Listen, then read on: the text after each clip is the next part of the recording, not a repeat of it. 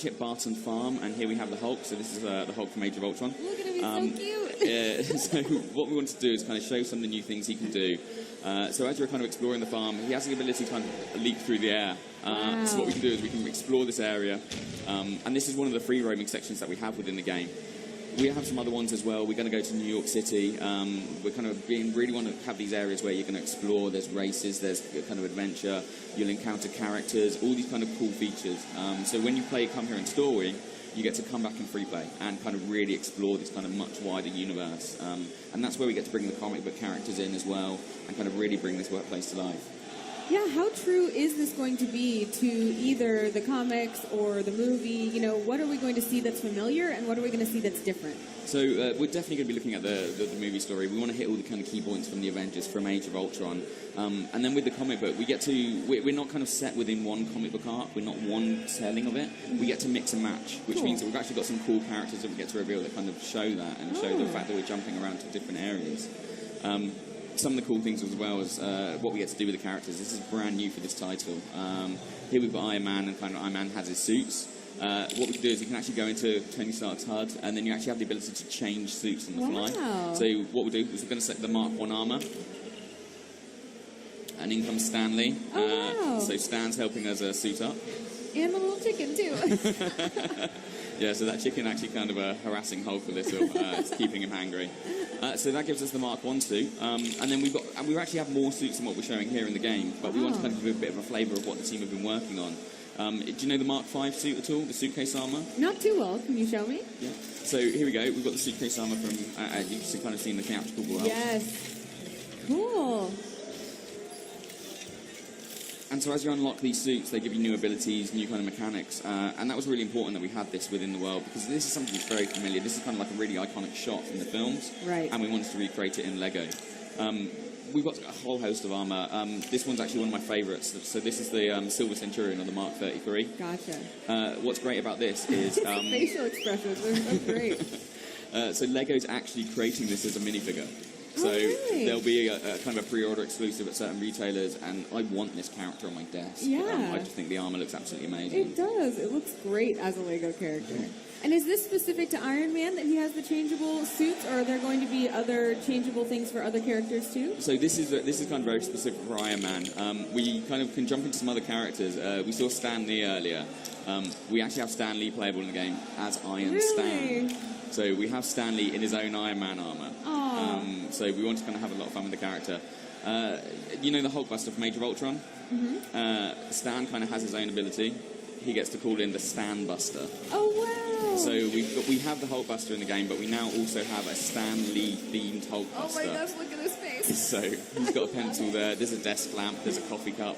And the team spend a huge amount of time kind of bringing these characters to life. It's got one of my favourite animations at the moment, where Stan kind of pops out and he starts working away on his typewriter. So they do an incredible job of really bringing these characters to life. And the Buster's changing the typewriter for him. So that's that humor that I love so much about this game, that it's not necessarily jokes, but just it's delight kind of brought to life. And as somebody who works on this game, how do you go about creating those delightful situations? Is it just, you know, you ask yourself what you would like to see? Well, yeah, very much so. The team do a kind of brilliant job of saying, okay, what would we find funny? And we have massive Marvel fans in the office. So they're looking at it and going, say, well, okay, what would we find funny from an animation perspective? What would we find funny from lines of dialogue? What would we find funny from gameplay? And they just do an incredible job of kind of wrapping this kind of really believable Marvel universe, but done with Lego humour. So they're the characters you know and love, but in an environment that's different from the normal. Right. Who are we looking at right now? So this is Speed. So he's one of the comic book characters we mentioned. He's a brand new kind of reveal for Gamescom. And this is kind of one of the comic book, I love his kind of animations that he has. I know, it's just so great. We have some other characters as well. We have the unbeatable Squirrel Girl.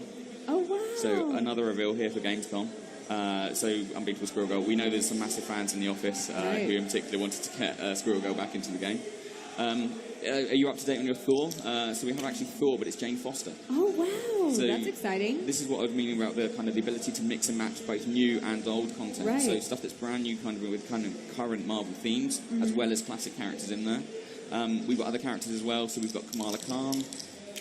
So Miss Marvel, so she's going to be in the game, and it's kind of really exciting that we kind of mix and match all of these people in this universe and kind of have a lot of fun with the characters. And so as I'm playing through the game, I can switch between any of these characters as long as I've unlocked them? Yeah, so very much so. That's what kind of free play is about. So when you're in story mode, we kind of set the real characters in the kind of real locations. Gotcha. But then when you come back in free play, we want you to be able to toggle, you want to switch, you want to be able to try these characters out, see what new moves, see what abilities they have. And sometimes, are there going to be objectives that I can only get as I go back in free play mode and use different characters and their abilities? Oh yeah, very much so. So characters will have unique abilities, and as you're exploring the world, you'll see things where you'll go, you know what, I need a certain character, I need a certain ability. So when you do unlock that character, you'll come back and go, oh, excellent, we can now use this ability and use this character to progress and see more and unlock more content. Awesome. Well, what are some of the unique abilities that you think are the coolest? So one of the great things, we've actually got this ability to team up characters together and do special moves. So as you're fighting, you can build up a charge meter, and then what you can do is you can actually trigger these special moves. So here we have Black Widow and Iron Man kind of doing a special, or basically like a smart bomb attack. And that means that we get to use these moves to kind of take down multiple enemies. It's really revamping the combat system. We know that people would love to build kind of LEGO games, but they wanted more from what you could do with combat. So we've added these new abilities, we've added these new mechanics, and you can kind of decide when you want to trigger these moves. One of my favourite characters is actually Quicksilver. So for very kind of prominent in Age of Ultron, he has an ability to target multiple enemies. The world slows down, he'll run down, take them all out, and then can carry on. That's so satisfying.